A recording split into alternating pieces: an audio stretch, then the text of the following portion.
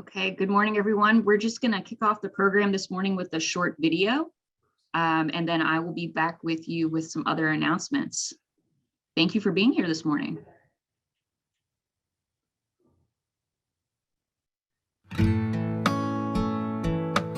There are a lot of people now who want to be part of, imagining what the next 15, 20 years hold for this organization and for the communities that we care about.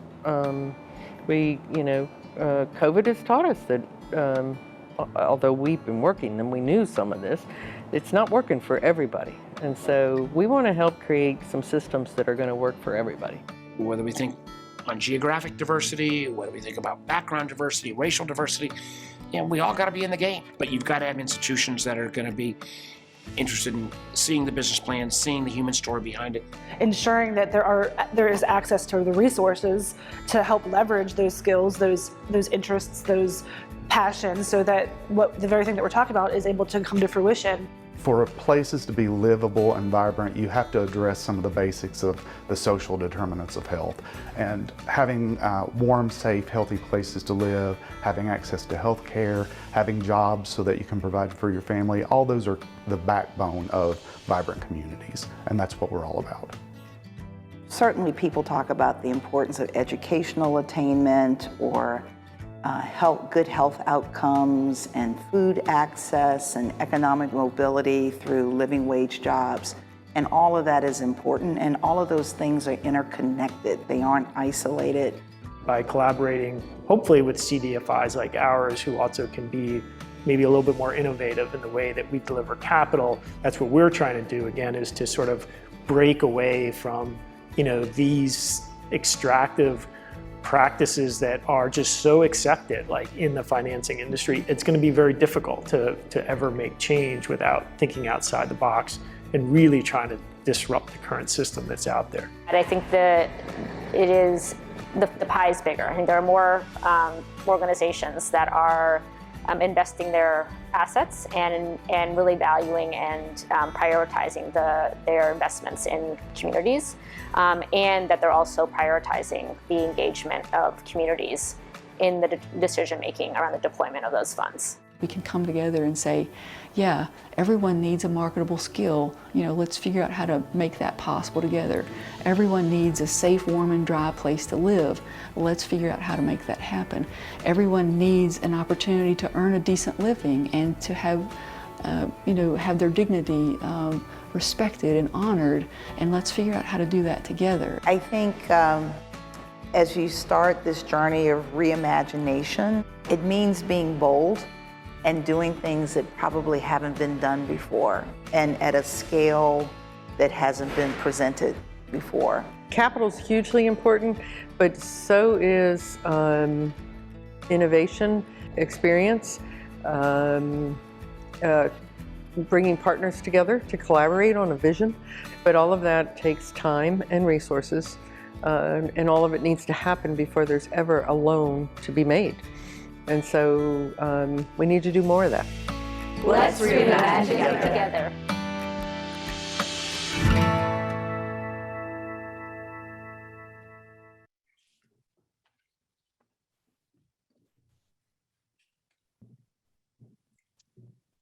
You're on mute, Valerie. Somebody was going to do it. I just got it out of the way early.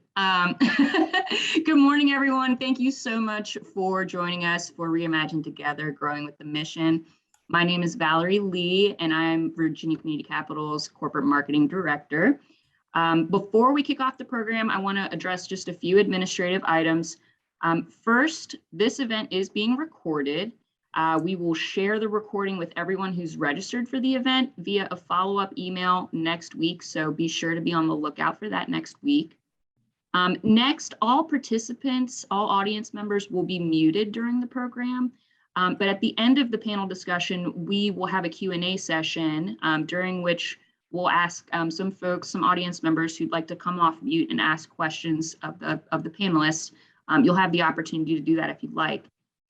You can also submit your written questions via the Q&A tool down at the bottom of your Zoom toolbar. So feel free to submit questions using the Q&A tool. We're going to hold all questions until the Q&A session at the end of the panel discussion. And I'll share additional instructions when we get to the Q&A portion. Finally, please feel free to use the chat to share information with your fellow audience members and the panelists. However, just be advised that we're not going to be monitoring the chat for questions for the panelists. So again, if you have questions that you want to submit, please use the Q&A tool or wait for an opportunity to ask your question live if you'd like to do that during the Q&A session. So with that, now I'm delighted to introduce VCC's President and CEO, Amir Kirkwood. Amir joined VCC on November 1st, and he brought with him over 20 years of experience in the community development finance sector. And Amir previously served as Chief Investment and Network Officer at Opportunity Finance Network. So if he looks familiar, that's probably why. A national association, OFN is a national association of CDFIs that helps money flow to communities underserved by traditional finance by providing capital, advocacy, and capacity building for its members. Prior to joining OFN, Amir also served as first vice president for commercial banking at Amalgamated Bank, where he worked as the lead originator for mission-focused lending to nonprofits, CDFIs, impact investment funds, and foundations. We are so grateful to have Amir be part of the VCC family, and we're so energized and excited by his expertise and his values and his vision. And we're really excited that you'll be able to hear a little bit of that from Amir today as well. So with that, I'm going to turn the program over to Amir. I'm going to get his PowerPoint launched here as well. And again, thank you to everyone for joining us this morning. Excited to have you here and part of the conversation. Thank you, Valerie. I appreciate the kind words of introduction, and I'm really excited about the work that we're here to do at VCC. But I'm really excited also just to be here today with this outstanding panel that you'll soon meet. In advance of me introducing the panel, I just want to give a little bit of a background about VCC, talk a little bit about the reimagining moment that we're in at VCC, and the importance of CDFIs as a part of that movement going forward. Throughout 2021, Virginia Community Capital has shared stories of mission-driven projects and partnerships that reflect our 15-year history. As we move forward into the future, the Reimagine Together series has covered impact we've supported alongside with like-minded partners, providing affordable housing, job creation and supporting entrepreneurship, working in healthy food access programs, impact investing, and much more. We've wanted to reflect through this process the past and consider lessons that we've learned as we then start to look to the future. So with that, let me just talk a little bit about where we are at Virginia Community Capital. Virginia Community Capital is a statewide CDFA that was launched again about 15 years ago with a seed investment from the Commonwealth of Virginia. That seed of investment of, I believe, about $15 million has launched $1.8 billion in total impact.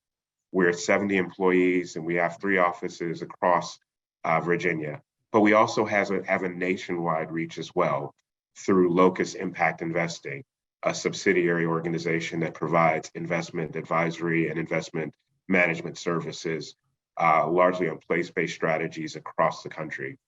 And it also is the manager of something called the Community Investment Guarantee Pool, which provides credit enhancement on community development projects throughout the country as well, in partnership with a number of philanthropies who provide the support for that program. Next slide.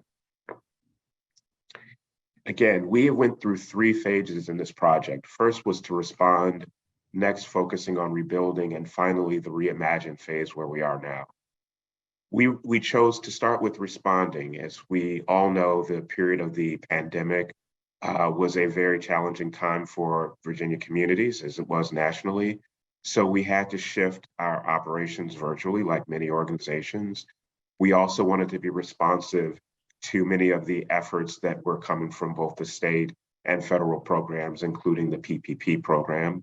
And then with our own borrowers, really being a partner as much as we could through loan extensions and modifications as well. We then knew that it was important to rebuild. And so we started to focus on how do we increase credit opportunities to those who have been left out of credit opportunities. How did we expand technical assistance and what ways we could do so? And then also through several programs in partnership with the state, we were able to provide grants that would support the needs of small businesses. And finally, we're here at the reimagining stage where we're looking to build and develop new partnerships, retool some of our practices and systems, how we look at risk management, for example, and how we look to expand the use of credit, and how do we grow advisory and investment management supports. We're also seeking to make sure that as an organization, we reflect the needs of our community, we reflect the needs of our customers as well by prioritizing diversity, equity, and inclusion in what we do internally as an organization and how we seek to support our customers. And really, in many ways, it's also about a return to the movement. As many of you know, the Cdfi sector and the community development community as a whole really began out of the civil rights movement in the 60s. We believe it's important that we are great stewards of capital and that we bring the best practices to bear as intermediaries, but it's also important that we spend our time focusing on ensuring that the essence of the civil rights movement, the commitment to equity and communities, is also a part of the financing and a part of the strategies that we implement as well at VCC. So we'll talk a little bit today with our panelists about what that means to return to the movement. Next slide. So with the Reimagining series, Reimagining Together series, you've seen some of the videos that talk about, that have been efforts at storytelling about the work that's been done over the 15-year history. We're gonna we've explored some of the lessons that have been learned from the projects and partnerships that have been engaged through that period of time. We've reflected a lot on the pillars of our organization: partnership, innovation, and expertise, and really thinking forward about a reimagined future of community development. So what we're really going to focus on this year and starting today is, what is our role at VCC and Locus and the Guarantee Investment Pool? How do we imagine a future where community development is continuously a very well-managed program of financing activity, but also connected to the communities we're seeking to serve, ensuring that there's equity in how we invest, and that we're partners with the economic development strategies that complement housing development, complement small business development through our financing activity. Next slide. So a little bit about the Cdfi sector as a whole. VCC is one of 1,200 Cdfis across the country. Cdfis essentially provide responsible financial products and services in communities on a place-based model. Cdfis include banks, loan funds, and credit unions. VCC as a Cdfi has two parts of our organization, one a bank and one a loan fund, who provide services to the community utilizing the Cdfi model. Overall, Cdfis have provided over $222 billion in management of capital across the country, supporting everything from small businesses to affordable housing, healthcare, and what's increasingly been a commitment to also bringing clean and efficient energy finance to communities as well, and twinning that financing with the traditional elements of what Cdfis do. We tend to partner very well as a sector with all types of financial investors, ranging from financial institutions such as banks to philanthropies, and then obviously the federal and state government are critical partners of ours. But we've also grown in our ability to be partners with corporations who often have, through either ESG or corporate social responsibility mandates, the desire to provide financing at a community level, or in many cases through their corporate treasuries to be investors with Cdfis.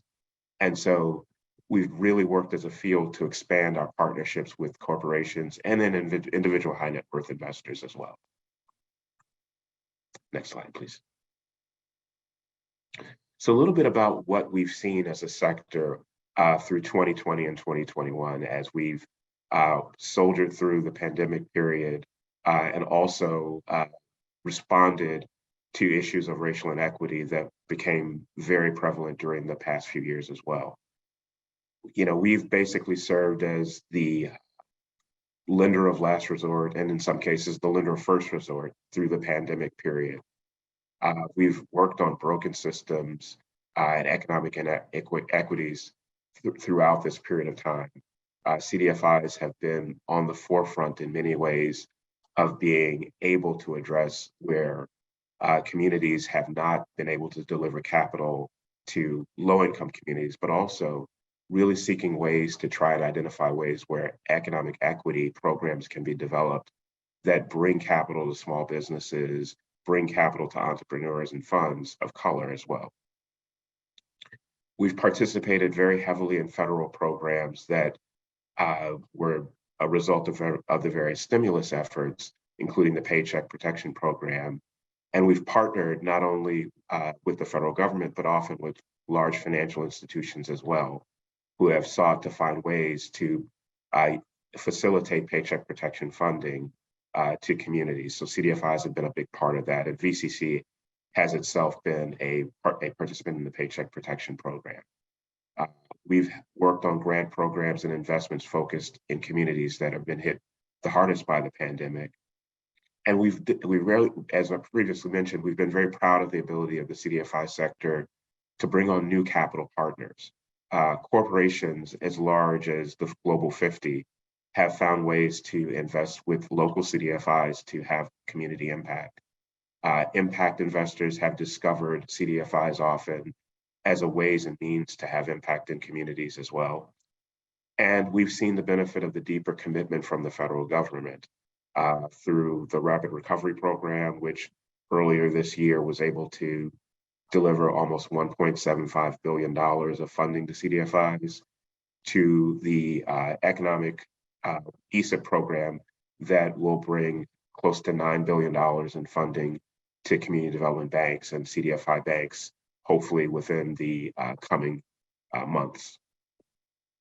And then finally, I think the totality of all that we've seen has really reflected what I mentioned earlier about a need to return to the movement.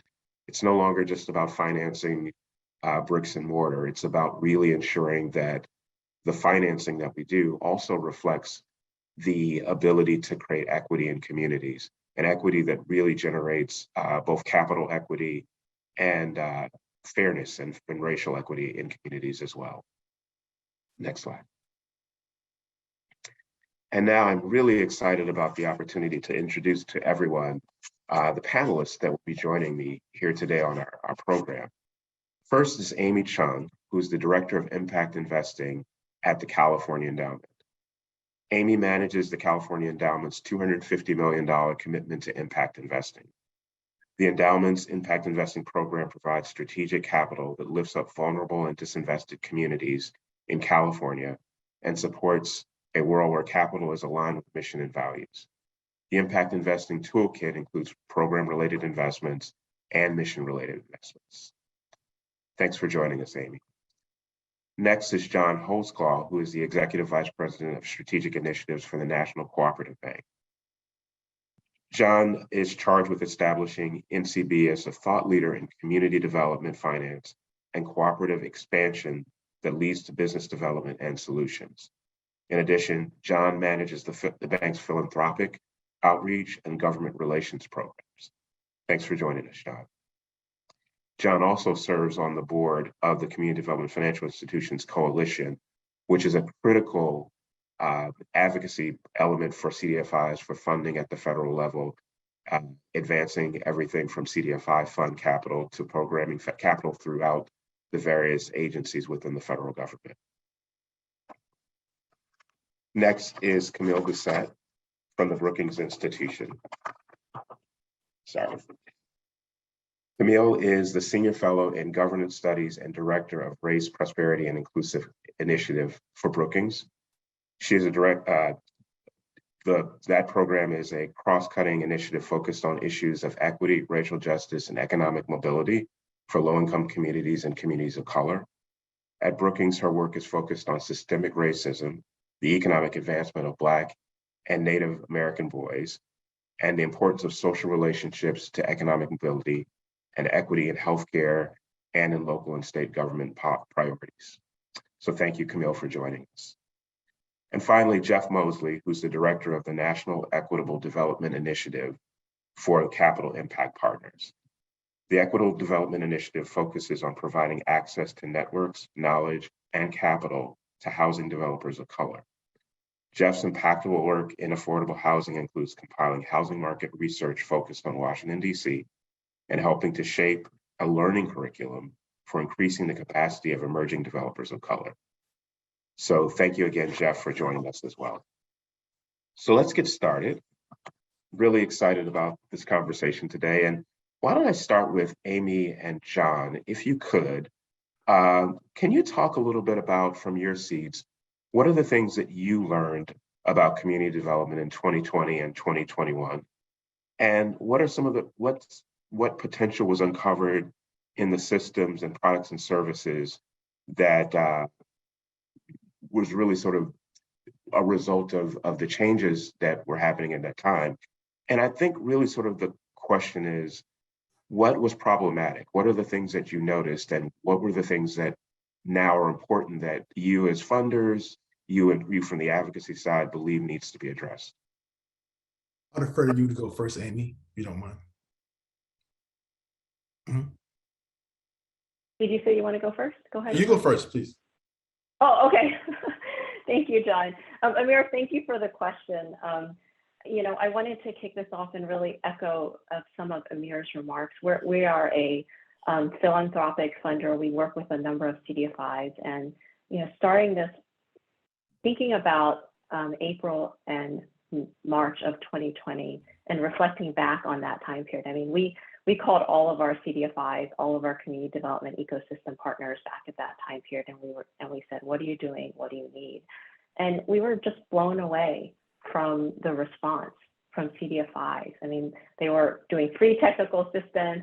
They were raising additional capital, whether it was grants or loans.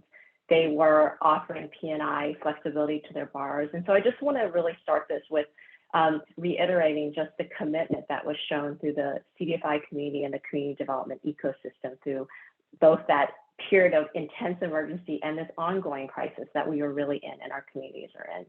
To specifically answer your question about what we learned, I will talk about a program that we worked on with Self-Help Federal Credit Union. Self-Help Federal Credit Union, as many of you know, is a low-income credit union. It is based in California. It is really focused on financial services for those who are underserved by traditional financial institutions. They are part of a national organization that has been in this space providing responsible mortgages and financial products to low-income communities of color for the last several decades. Given what had happened in the first round of PPP, and really in anticipation of this potential second round of PPP, we did come together with Self-Help and say, what can we do in the event that there is a second round of PPP to really bend that curve so that more nonprofits and small businesses led by color could be served by PPP? And so we worked together, provided Self-Help a grant, and really set up a network coalition of small business, of lenders, CDFIs, and a robust technical assistance and referral network to really increase the number of PPP loans that could go to small businesses and nonprofits led by and serving people of color. We're really proud of what had happened during that period, but we also learned a lot through that period. And so I used that story to sort of list some of the reflections we had from that period. And we also want to acknowledge that, PPP second round didn't quite go like the first round, but learning number one, the community development field still has a lot of work to do to really serve organizations led by people of color. There was a whole trusted network of referral and TA partners that was part of this effort, and they were already trusted within the community, and they were able to reach organizations that Self-Help and some of the other lenders that were providing the lending capital couldn't necessarily reach because of relationships, because of trust, because of technical assistance needs and other factors. And so I think that, like, understanding that there's an ongoing need to really build trust in the community Learning number two, we need to continue to strengthen and grow our CDFIs, particularly those led by people of color. There are great CDFIs and community development organizations led by people of color that do great work every day, that did great work during sort of that immediate period of crisis. But what we also know is that self-help was scaled, right? They were part of the reason we were able to really partner with them is because they were scaled, they had staff, they were able to say, we can put $150 million on the table, within days to be able to really launch this. So how do we grow our CDFIs? How do we grow our CDFIs that are really serving those led by people of color, that are led by people of color? I think this is a need that we need to continue to focus on. The third learning is, how do we have ongoing collaboration in the field that is really a scaled response that is sustained as a response to the ongoing structural racism, which is really embedded within our financial systems? And as part of that, and sort of to address that, this self-help group that did come together to support PPP has transitioned to the California Small Business Coalition for Racial Justice. They're working on a number of different activities. One is around advocacy, policy, and communications, and really coming up with a racial equity playbook for policymakers in California, and more broadly, doing DEI training for coalition members, and racially just underwriting, examining the 5 C's of credit and saying, how can we amend these? Do these make sense in the context that we are in the communities that we do want to serve, and providing loan loss support so that folks can really pilot different programs. And my last learning, I think, is related to what I just said, the constant need to examine, are our products and services really reaching the communities that we seek to serve? And if they're not, then what are we doing to amend and change? That constant sort of iteration and need for, as Amir said, the innovation to happen in the field. Let me just pause there. Those are some of our learnings. We're always sort of in this constant learning cycle. So always happy to hear feedback from folks as we're learning about how we can be better, and just really do also appreciate the great work that folks have been doing. Thank you, Amy. And thank you, Amir, and everyone for having me. After watching that video and seeing your presentation, Amir, I come out of this thing a little bit more fired up than I was going into it. I mean, in a nutshell, in the midst of a pandemic, in the midst of a world of social and racial reckoning, CDFIs did 2 things.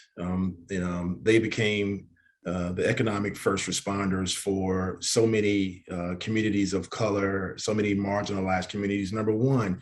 But the one thing that people don't necessarily talk about is that it also became a proving ground for CDFIs, because CDFIs had opportunities that they'd never had before, be it the PPP program, and outperformed a lot of folks on so many ways.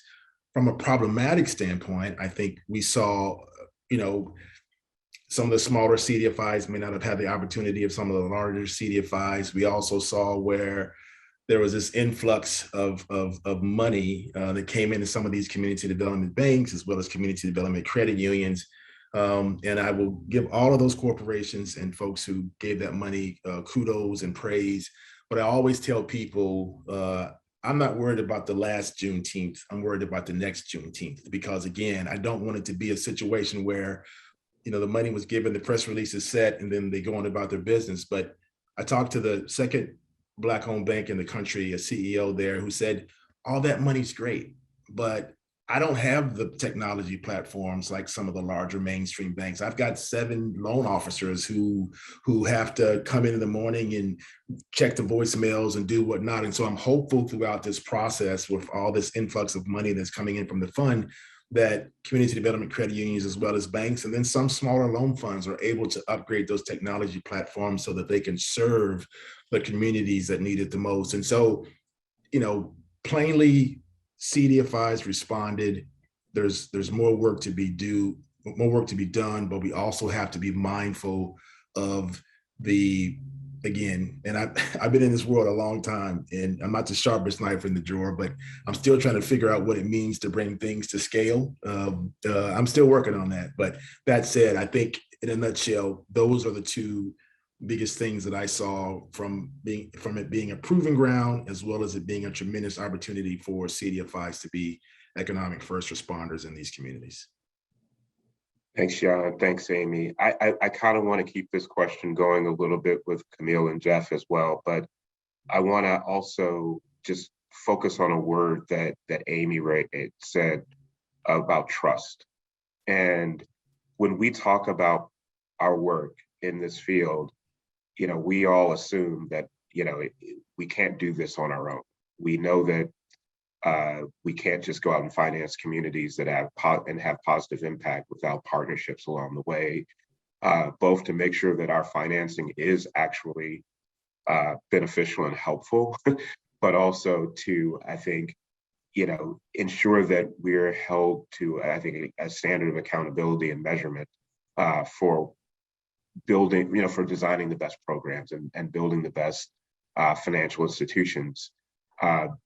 But that trust is a critical piece to it. So I guess the question for Camille and for Jeff is, as we establish new partnerships going forward, how do community development practitioners make communities equal partners in that work? Jeff, I'm going to let you go because I know you have a lot of background in this. So. You stole my fire there, Camille. I think it's a great question, Amir. And what I would actually say, instead of while we're forming new partnerships, we're building existing partnerships. Many of us have been in the trenches of this work for decades, going back to your earlier comments about this work being born out of the civil rights movement. Community-based organizations have always led the way in serving communities, urban, rural, indigenous communities. And it's really taking this idea of trust is, what do these collaborations mean? What have they proven? How are they led? Particularly those that are, with my background in affordable housing and community development corporations have led the way. I've seen it growing up in New York City. That trusted visual partnership, community-led leaders helps instill the trust, because you're going to see them every day in your communities, in schools, supermarkets, knowing that the people that are leading these efforts are from where you live. So it's that accountability that's critical in this work. It's the partnership, to your sort of the challenge, or the John, that you were referencing with that bank. No one can solve this problem alone. In looking at the videos for Reimagine Together, it's all about partnership, and it's all about community-led efforts, and also understanding, I've used the term bandwidth quite a bit. Everyone has a certain amount of bandwidth to solve a problem, but being able to work together and have the trust to say, I can do but so much, how can you partner, helps provide a comprehensive answer. And that's some of the things that we've seen in some of the work I've done in urban communities and rural communities, where we've been able to have community-led leadership bring together the private sector, various levels of government, local government, state and federal, to bring resources into the communities. So I think it's those existing partnerships and lessons that we can reevaluate. To your point, Amy, evaluate, improve. It's an iterative process, and we need to keep that going. I'll start by saying that it's such a pleasure to be here. And I'm already learning a lot from my fellow panelists, but just to give a few remarks on this question about trust and how that plays out, particularly in the community development space. I just want to say a couple of things. The first is that CDFIs have always been very, very trusted partners. They work in a way that is deep in the community, shows results, values community members. And those are all, I think, important parts of the CDFI DNA.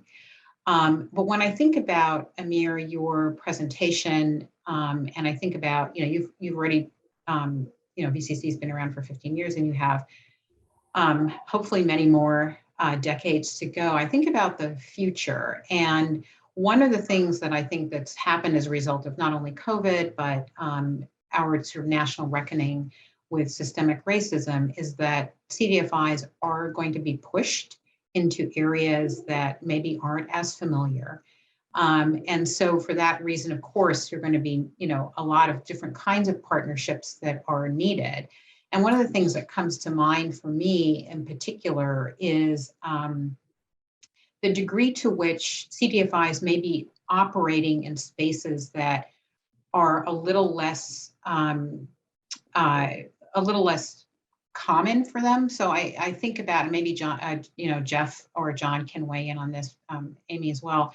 But when I think about the ways in which the legacies of all kinds of systemic racist policies, so let's just take, for instance, redlining, as an example that everybody is familiar with. When you think about the health effects of redlining, when you think about the credit effects of healthlining, and you think about what would it take, particularly now that we have an infrastructure bill signed, what would it take, for instance, to reimagine the built environment? That's not a space that I think CDFIs sit in really, really comfortably, but it's a space that they can be in. And thinking about, how do we reimagine the built environment, their infrastructure funds, how do we help partners figure that out? How do we do that in a way that is particularly helpful for well-being outcomes, life expectancy, et cetera. So I think about this idea of trust and partnerships as something that CDFIs know well, but are now going to have to leverage in different areas in order for us to secure long-term gains, particularly as we are combating systemic racism in a very explicit way. That's a really powerful point, Camille. I think I'd kind of be interested in hearing some of the panelists' response to that point of we are at being increasingly looking to have to address non-traditional environments where we have not been so engaged in the past, or better said, our model has grown up in a way where we have become excellent funders of low-income housing tax credit financing, or excellent in building, fairly qualified health centers, or things that really sort of speak to the partnership that CDFIs have had with our larger money center banking partners over the years. But to get to some of the things that Camille is speaking to, it does require a re-examination of the work that we've been doing. So I just want to get a few thoughts, maybe from Jeff and John, about what it could look like for us to begin stepping into non-traditional spaces. I'll let you go. There was so many touch points that Jeff and Camille made, and I'm going to say this as a full disclosure. My great grandfather Joe Scott was a pastor, so just let me preface it by saying that, so y'all be ready for this. Listen, I think that in so many ways, I'm not going to say it as eloquent as Camille did, but I think that we're at this place in time in this industry where, be it rural, be it urban, we're looking at working in distressed areas. I go back to the Bed-Stuy Restoration Corporation in Dudley Street that you talked about, Jeff, and those early ways, the early organizations. But we're at this place now, in this point in time, where CDFIs are all working in distressed communities. But one day, that's not going to be enough. They're going to ask you, okay, you're doing this in distressed communities, but what are you doing in deeply distressed communities? So there's going to be this difference, number one. Number two, we all have to, when someone's zip code basically determines what the rest of their life will be, we still have a lot of work to do. And so, and Jeff and I will say this, and for years, coming out of the civil rights movement, the CDFI became an idea, then it became a movement, and then it became an industry. And so we're an industry now, but I feel strongly that we need to go back to being a movement. You know, I had an opportunity to meet Ambassador Andrew Young years ago in Birmingham at a Federation of Southern Cooperatives award dinner. And he said to me, he said, "John, do you know when the civil rights movement ended?" And I said, "When, Ambassador Young?" He said, "When Black folks got air conditions. That's when it ended." You know, and so what we have to do as CDFIs is we got to chill with the HVACs and get back where it's hot, because again, whatever we get from this point forward, it's just not going to be given because we're an industry. It's going to be given because we're a movement, and we're working in these deeply distressed communities, and we're working in these distressed communities, be it rural, be it urban. And so these partnerships that we make are going to be so vitally important. And if it means the creation of funds that we're doing with private sector and CDFIs and others, if it means, and obviously Jeff can speak to it more than I do, the alliance between capital impact and small business, you know, again, these are things that are going to have to be on the forefront of what we're doing so that we can remain relevant. You know, I always say to people, and I'm going to say this and turn it over to Jeff, you know, I'm a big music lover, but, you know, somebody drops that first album and it's great, and then that sophomore album comes out and it's horrible. And you know what happened?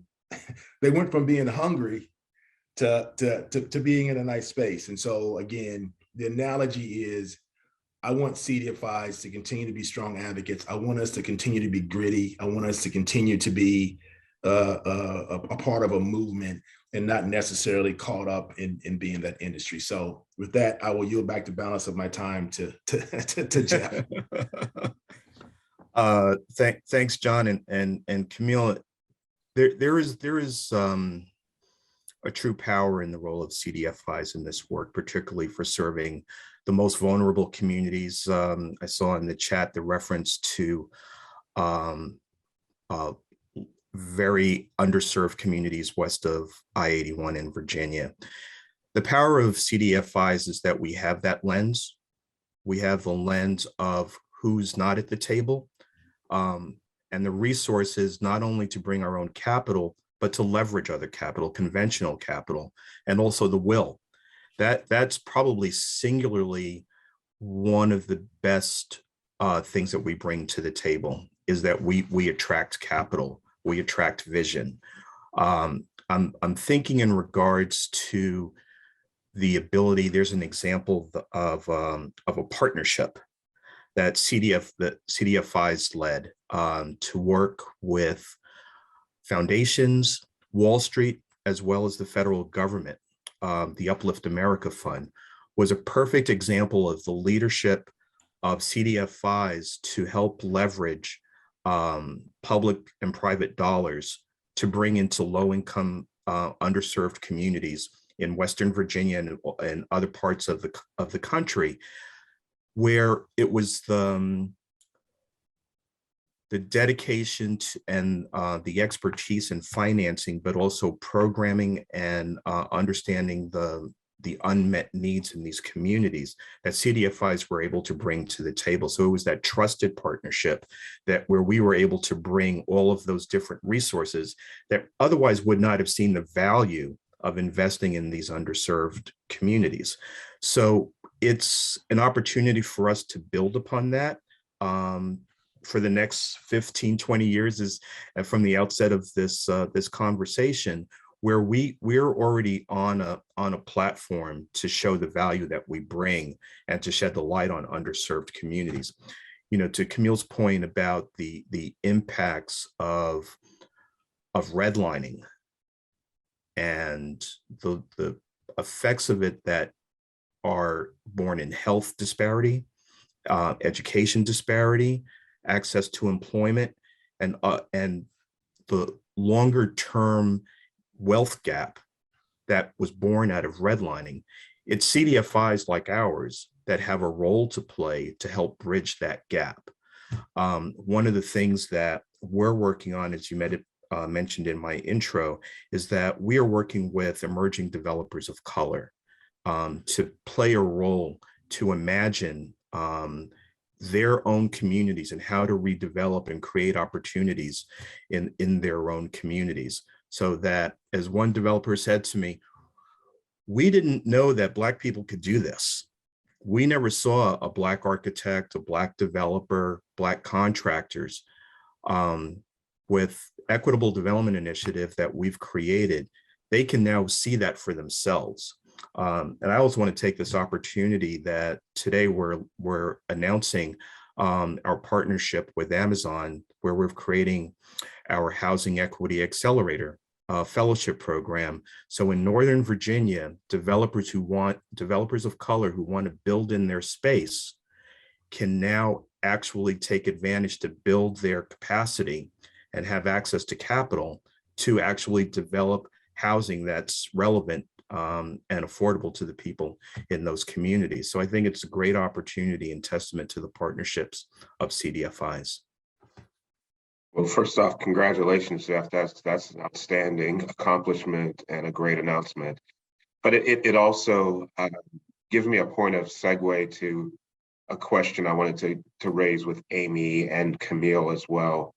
John made the comment of getting back to where it's hot.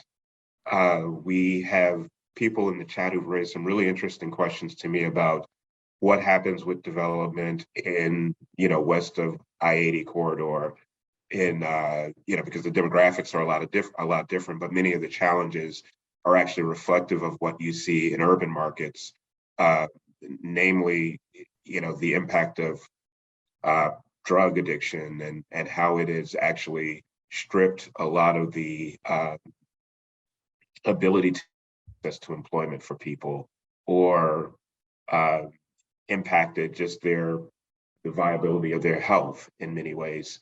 How do CDFIs, or actually better, not so much how do CDFIs, but Amy, this is really meant from the investor side. What can investors do to begin shifting the lens on how they allocate capital or invest capital when CDFIs come and say, we want to take on these deeper challenges? We want to form a partnership with, capital impact partners and Amazon to do some really place-based investing. What are the things that you, sitting in your seat, do to go about that process to make to open up capital to new initiatives?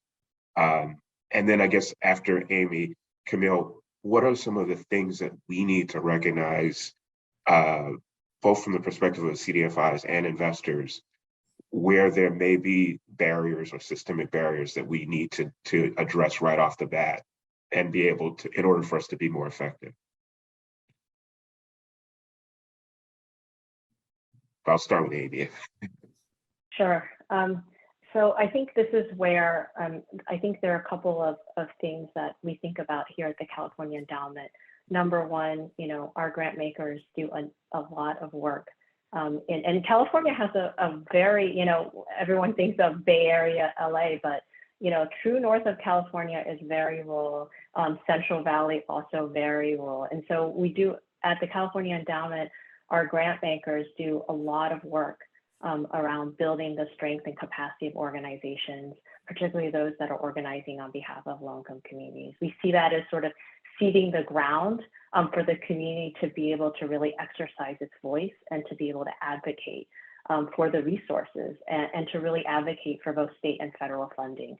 I think when we think about our role sort of in the capital side, we're often, when different organizations come to us and want to provide capital in maybe areas that haven't received as much capital, we are often pairing our program-related investments in different ways with grants that are really allowing for technical assistance if it's needed, allowing for a different way for outreach to happen and really having that patience for that to happen. And the other thing that we are trying and testing to do is we're really trying to connect our grantee partners in those conversations that we're having with capital providers. That's one of the things that we did, maybe not with the CDFI, but we did it with the Fresno Housing Authority, where we really connected their capital request around affordable housing and prioritized the uses of those through engaging with our grantee partners and saying, what are your priorities that have come from the community and how can we collectively sort of support those? So those are some things that we're trying, and we're continuing to really try and think about as we're looking at, federal stimulus, that's come down, that will come down. How do we equip communities to better actually apply and access those resources? Yeah, I want to build on what Amy said about particularly the patients. So a couple of things that strike me that I think is worth bringing up in this conversation. The first is that, CDFIs are used to working with investors who are a little bit more patient than, investors in other domains. But I do think that when we're talking about these kinds of issues, particularly addressing, hundreds of years of systemic racism as an example, the patient capital has to be even more patient. And the reason I say that is this is probably known well to everybody who's on this, my fellow panelists, but just to underline the scale of some of the challenges when you're working in this space, particularly with communities that are really, really capital poor. So what happens is individuals don't have assets against which, the capital can be secured. That changes the calculus for, what the outcomes are going to be 20 years from now from your investment. In addition, particularly in Black communities, but I think this is true in other communities as well, each individual who is actually earning money is supporting 9 other people.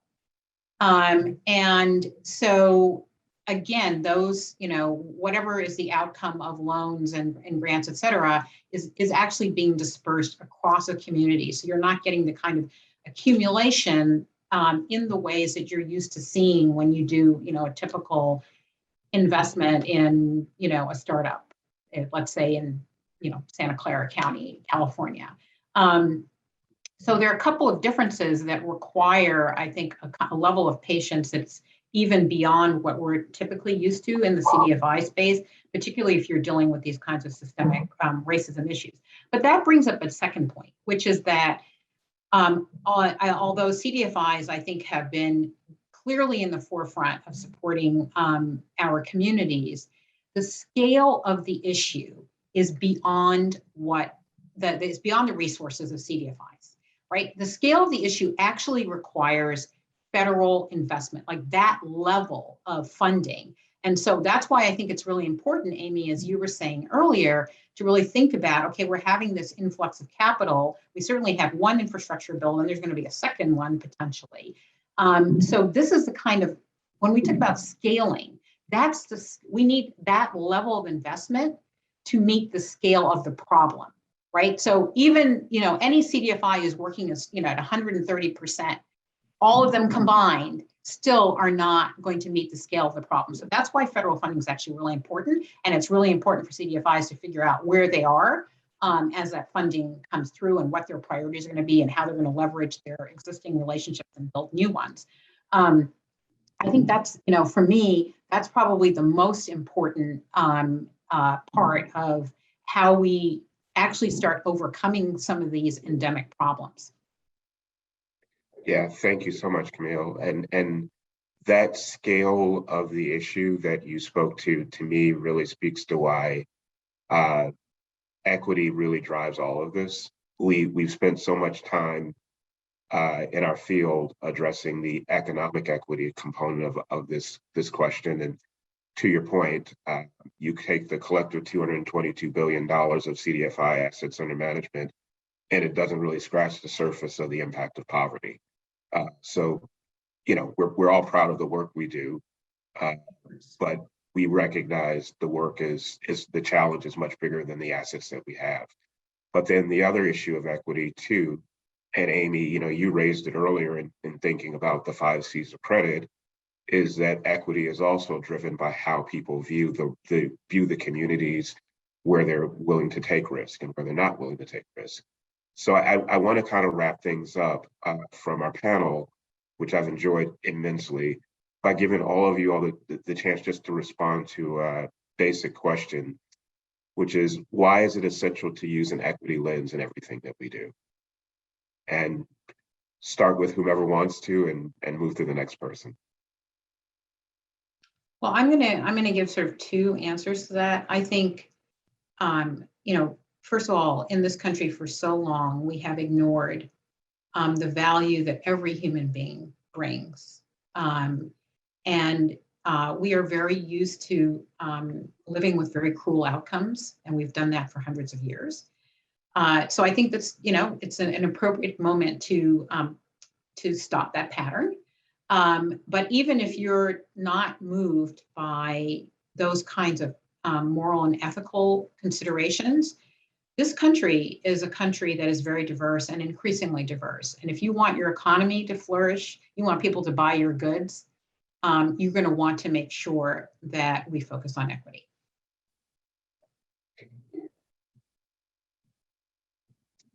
Jeff, you're shaking your head. I think we're going to go to you next.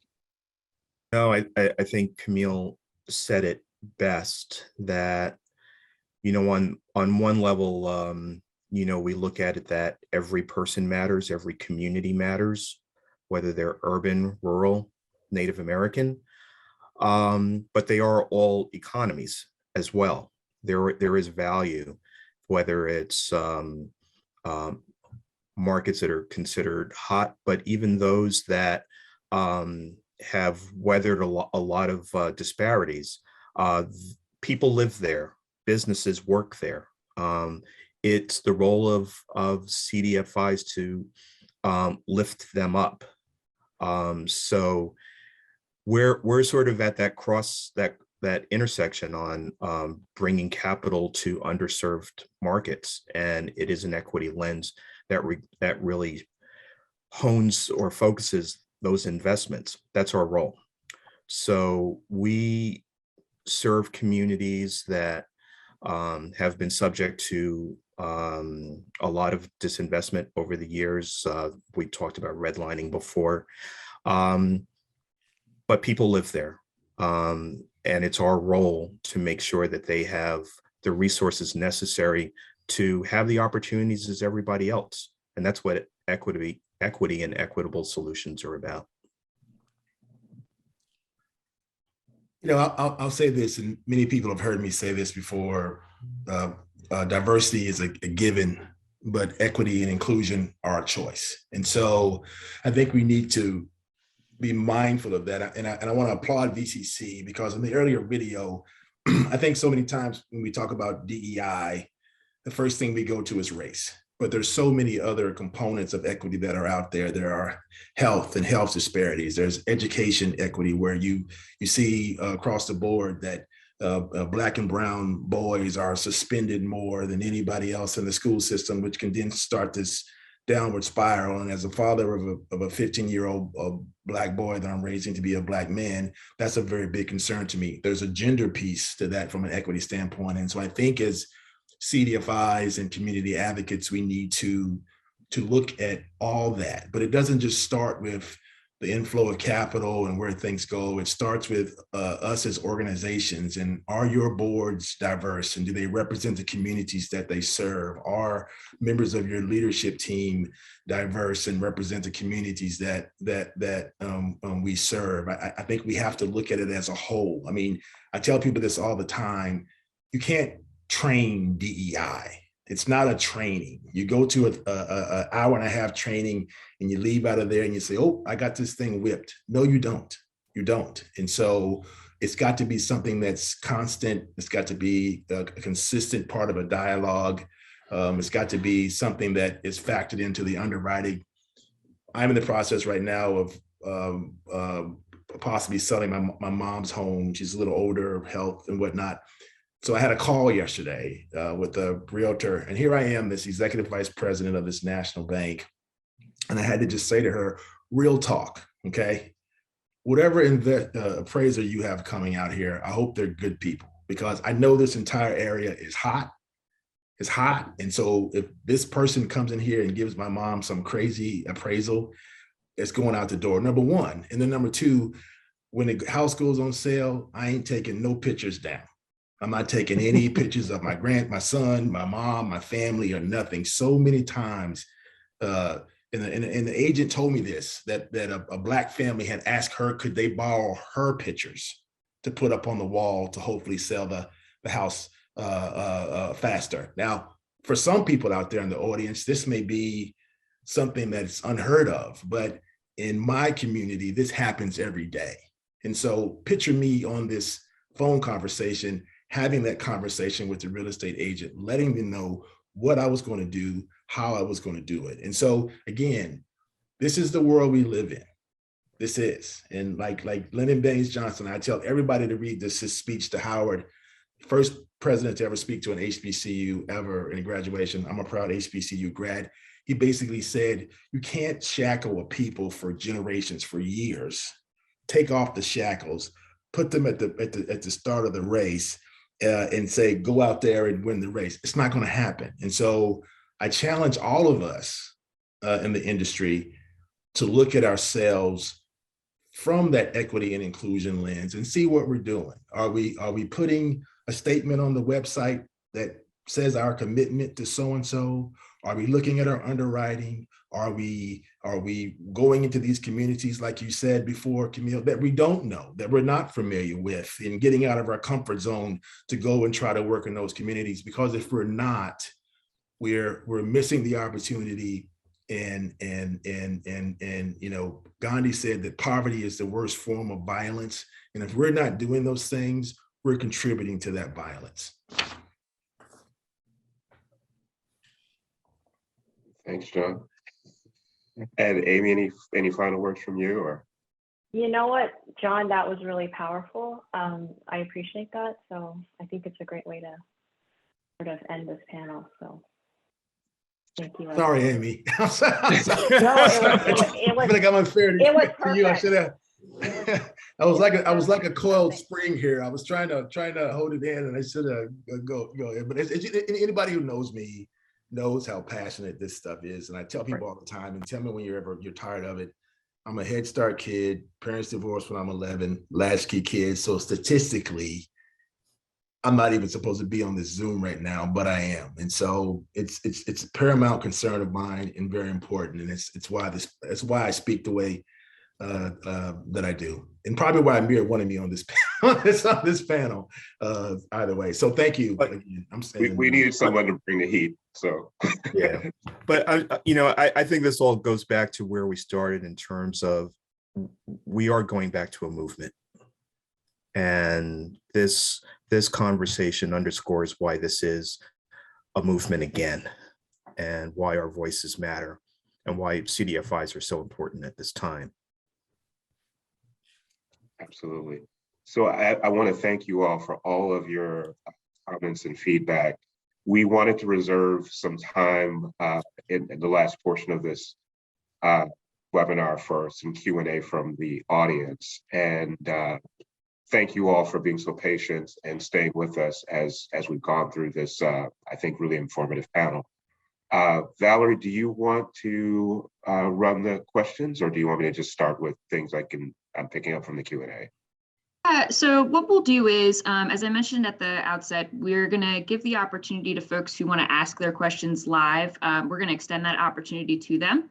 So, you have two ways to submit a question, audience members. You can do so using the Q&A tool that's found at the bottom of your screen. And I can see that we already have some questions in there. So probably good to start with one of those. But while Amir, you're picking one of those questions, if you would like to ask a question live, audience members, use the raise hand function down at the bottom of your screen. When you raise your hand, I'll see that you'd like to ask a question. I'm going to go through the list and just do my best to get to everyone that I can. What I'll do is, if you have your hand raised and I select you to ask a question live, I'll ask you to unmute yourself. So go ahead and do that. After you unmute, you're going to be able to speak directly to the panel. And after you ask your question, just please remute yourself and lower your hand. So Amir, again, let's just start with one of the questions submitted in the Q&A first. And then if you're out there in the audience and you want to ask a question, please go ahead and raise your hand now. Sure. Thanks, great. Thank you, Valerie. So I'm going to start with a question from one question that was asked and left in the Q&A. CDFIs need to move further faster. Philanthropy needs to move money and give more flexibility. How do foundations and CDFIs better partner? What needs to work better in that relationship? How do we make that happen?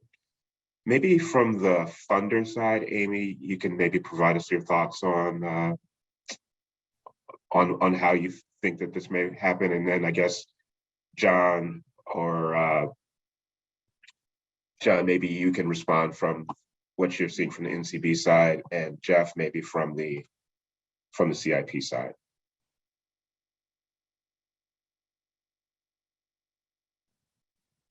Happy to respond to that. That's something that we at the endowment have been thinking about for a number of years. You know, and I think you all probably saw in 2020, there was some rapid action that happened between foundations and CDFIs. And I think that, and so part of the question that is ongoing is really, how does that sort of, you know, those grants that went really fast or that capital that went really fast, how do we really sustain that momentum? And so it does happen faster. And I think this ultimately goes back to trust. And that was sort of part of the beginning of this conversation. You know, we were able to move capital and grants really quickly in these cycles that we had never done before, because we had trusted ongoing partnerships and relationships. We are actively trying to do more work at the endowment around the principles of trust-based philanthropy, and really knowing that we are not every day, you know, working with residents and organizations, but we're here in the philanthropic level, then we know that our CDFIs and other partners are doing that every day, to be able to say, can we make more general operating support grants? You know, can we just provide more flexible capital? And sometimes provide that capital that isn't like a general recourse loan to a CDFI, but it's actually like really about shared risk and allowing CDFIs to know, like, to be able to take that risk when they know they should take that risk, and for us to not have to like really be part of that, knowing that they're doing what they think is best. So I think that there is movement along the way. I do want to acknowledge, working at a foundation, that sometimes we move absolutely too slow. I think that is something that we institutionally still have to do a lot of work at the endowment and are trying, but sometimes philanthropy does just move too slow, and there's a lot of internal probably process that maybe doesn't need to happen. And so that's just some reflections on my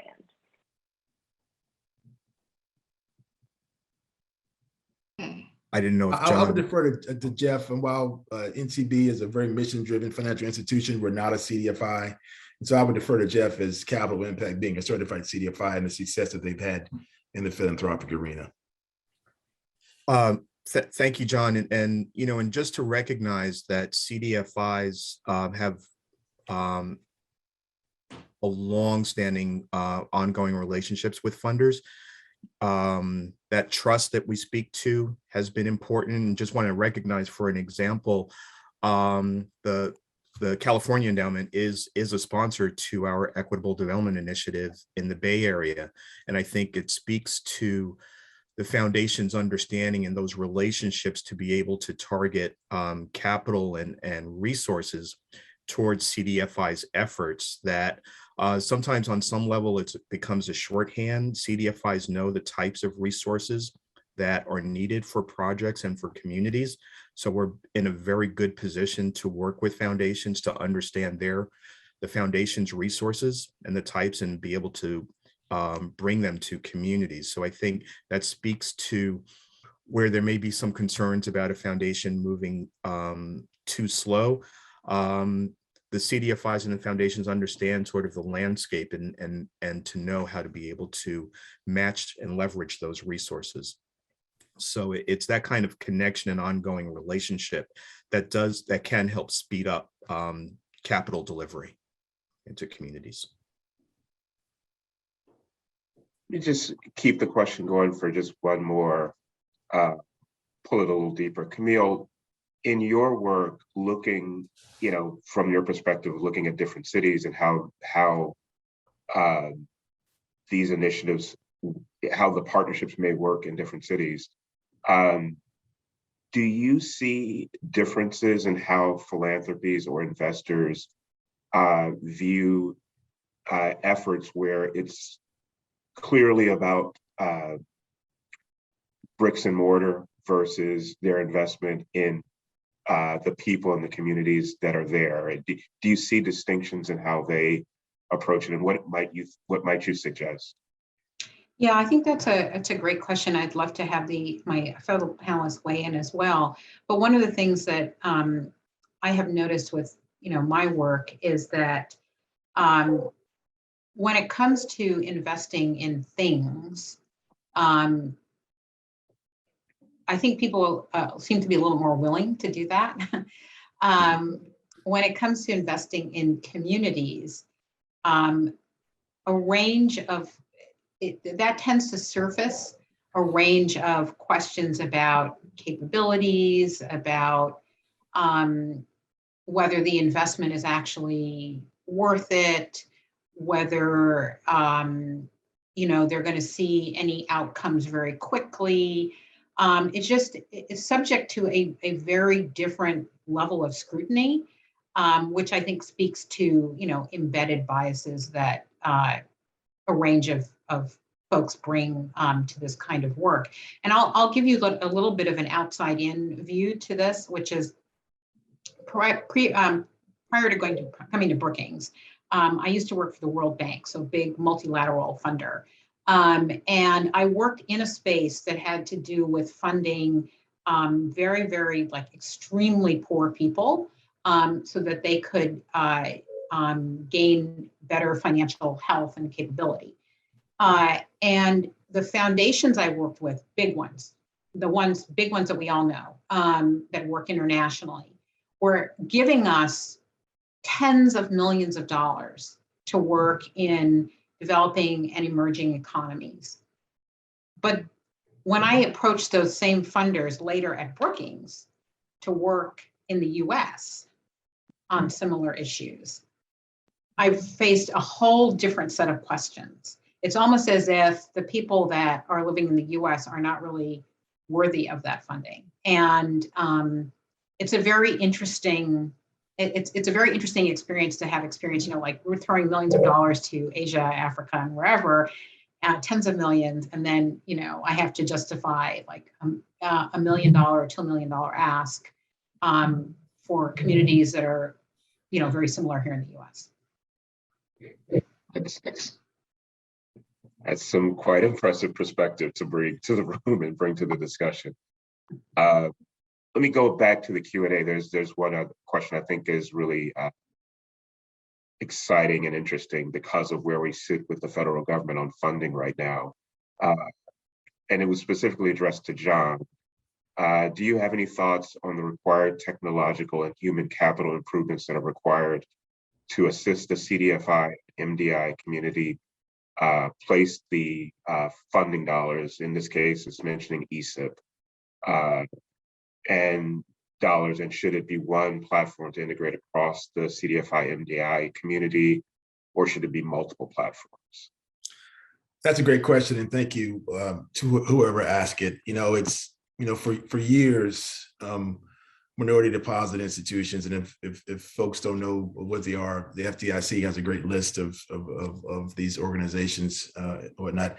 We're always in this constant need for liquidity, and calling and can we get a deposit here and whatnot. And so obviously with the racial and social reckoning in this world, and a lot of the work that Cdfi started to do, there was this influx of money that came into these minority deposit institutions, so much so I heard stories from some who would be like, listen, we can't take any more deposits right now. We're trying to work with the ones we have because we want to get this money out the door, because if we don't, our regulator is going to ding us for having too much liquidity. That said, I think that there's a lot of money left to hit the street from the 12 billion. Again, applaud Commonwealth Senator Mark Warner for his support and whatnot. But I think as a part of that, and again, I'm not in these federal buildings, and I can't pinpoint the particular technological platforms, but if you work for a larger mainstream bank, you go home, you come back in the morning, and there's a call sheet on your desk or in your computer, because that bank has a 24-hour calling period or online applications and things of that nature. And so smaller minority deposit institutions don't have that. They come in and there are 8 voicemails on their phone. They have to listen to each voicemail, write that down, and then start the process of going person to person to person to get these loans completed. And so I just think that there needs to be, with all of this MDI money out here that has been set aside for them, there needs to be some type of examination. There's not one size fits all technology platforms for all these banks. Each are tailored. The native banks may be one way, the Asian American Pacific Islander banks may be another way, the Black banks and Latino banks may be another way. So I think it's not one size fits all, but I do feel strongly that there is a federal play here mixed with work with the National Bankers Association, which represents many of these minority deposit institutions, as well as the Community Development Bankers Associations as well. I just, again, want them to be in a position to succeed and not feel like this money's got to get out of the door, because when my regulator comes in next year, I'm sitting on all this liquidity. So they've gone from having one problem of lack of to having too much of now. And so I just think that it's something that we need to take a look at as an industry, number one, but also two, in consultation with the federal government, because I think what you're going to see is you're probably going to see a lot more of these partnerships, strategic partnerships between larger banks. I mean, City First and Broadway is a perfect example of that, and in many ways shocked the world, but at the same time, produced the largest Black bank in this country. So I hope that answers the question. I feel like there's a lot more work to do, but we've got to read between the lines here on some of this money that's coming from the federal government that's hitting the MDIs.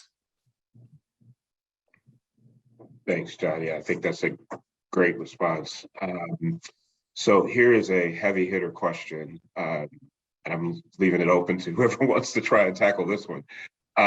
We often speak of the need to scale funding to solve systemic issues, which is appropriate. How do we equally address scaling the delivery of solutions and the capacity for market absorption in disinvested communities? So not so much the funding, but the delivery side.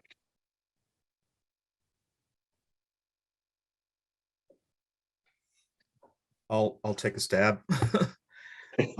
That's I mean, it's a perpetual question.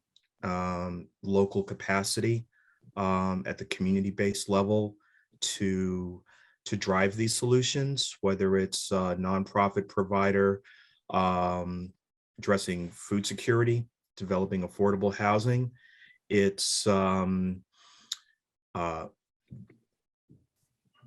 I mean, I appreciate the question, because what it really scores to is that there is an ongoing and permanent need to address capacity, local capacity, to make sure that organizations have the staffing to deliver the resources, that they have the back office support.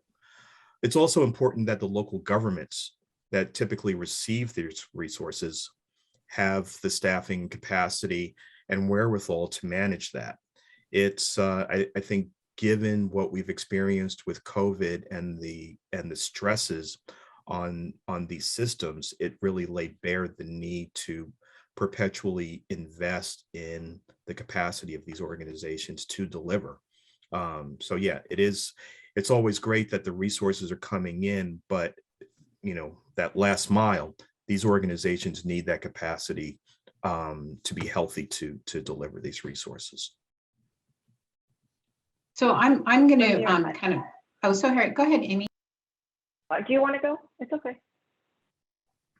I just wanted to, thank you, Camille. I just wanted to build on what Jeff said and also say, the way in which a lot of federal and state funding programs are designed, they're really focused toward shovel ready versus shovel worthy, right? And so we also need to sort of advocate and push that those funding streams are designed so that they are able to have the patience and acknowledge what Jeff said around local capacity. So it's not just high capacity, markets and regions that have access capital that are getting it more quickly and able to get in the queue once there's an announcement. And so there's the long term of building capacity at all, across many different regions, but also like, how do we push the policies and the design of those programs to really support the communities we want to serve and to support shovel-worthy projects?